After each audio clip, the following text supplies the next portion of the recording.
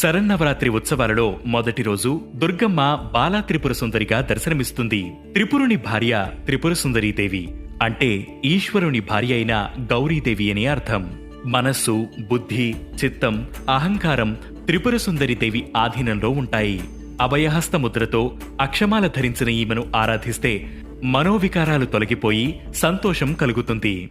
బాలా త్రిపుర సుందరి గై కొను మహారతి, గానలోల జాలమెల దారి చూపుమా, గానలోల జాలమెల దారి చూపుమా. త్రిపుర సుందరీదేవి శ్రీచక్రంలోని త్రిపురాత్రయంలో మొదటి దేవత. షోడశ విద్యకు ఈమె అధిష్టాన దేవత. కాబట్టి ఉపాసకులు త్రిపుర సుందరీదేవి అనుగ్రహం కోసం బాలార్చన చేస్తారు. సత్సంతానాన్ని అనుగ్రహించే దేవతగా త్రిపుర సుందరీదేవి భక్తుల పూజలను అందుకుంటోంది. ఈ